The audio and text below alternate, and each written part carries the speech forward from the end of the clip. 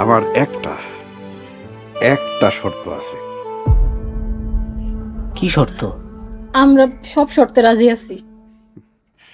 শর্ত হইল গিয়া কুসুম রে আলিম কাকার বাড়িতে সব সময় না, মাঝে মধ্যে একটু পাড়ানো লাগবে, একটু খেজমত করবো আর একটু গল্প সল্প করবো।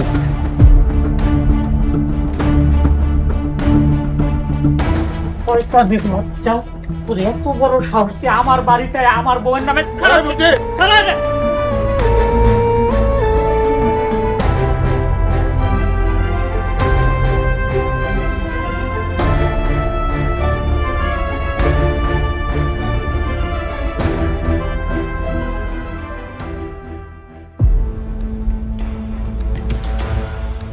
উপস্থিত সবাইকে আমার সালাম, আসসালামু আলাইকুম।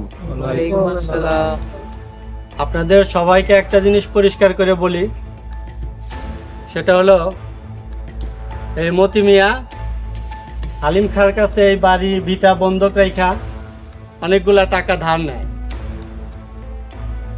অনেক দিন হয়ে যায় মতি মিয়া হালিম খাঁর টাকা পরিশোধ করে না। হালিম খাঁ মতি মিয়ার কাছে টাকাটা চাইতে আসলে মতি মিয়া হালিম খাঁকে তো টাকা দেয় না, উল্টা হালিম খাঁকে মারধর করে বাড়ি থেকে বার করে দেয়। এখন আপনারা বলেন, মতি মিয়ার কি এর বিচার হওয়া উচিত না?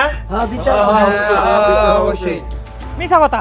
আপনারা সবাই আগে সত্যি কাহিনীটা শুনেন, তারপরে বিচার করেন। কি সত্যি কাহিনী বলবা বলো? ওই হালিম খান আমার আমার বউয়ের দিকে কোন নজর দিছে, এর লোক আর আমি দৌড়ানি দিছি। ধরতে পারি না, ধরতে পারলে তো টেঙ্গি ভেঙে দিতাম। তওবা তওবা তওবা, মতি কয়টা ঠেকার লিগা আমার চরিত্রে এরকম কলঙ্কের দাগ দিস না। এই গ্রামের মানুষজন আমারে চিনে না, আমারে চিনে। বিদেশে যাওয়ার টাকা ধরা খায়া হালিম কাকার টাকা যাতে ফেরত না দেওয়া লাগে, এই জন্যই বরে দিয়া হালিম কাকা চরিত্রে দাগ লাগাইতে চাইতেছে। এটা কি আমরা বুঝি না? এই আপনারা বুঝেন না?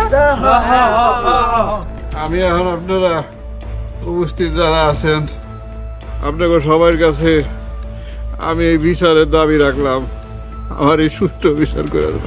আমার শরীরটা ভালো না। এই সালিশের রায় হইল মতি মিয়ার এই বসত বিটা এখন থেকে হালিম খাঁ দখল করে খাইব, আর মতি মিয়া আর ওর বউরে গলা ধাক্কা দিয়ে এই বাড়ির থেকে বার করে দিই। ভাইগা দাও। কি করেন আপনারা? আমি এই বিচার মানি না। আপনারা গরিবের উপরে জুলুম করতেছেন, সবাই মিলে জুলুম করতেছেন। আল্লাহ আপনাকে বিচার করব।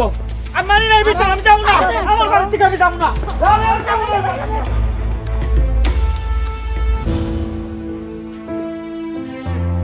কাকা বলো ধাক্কা দিয়ে বাড়িতে বাইরে করে দিতেছে।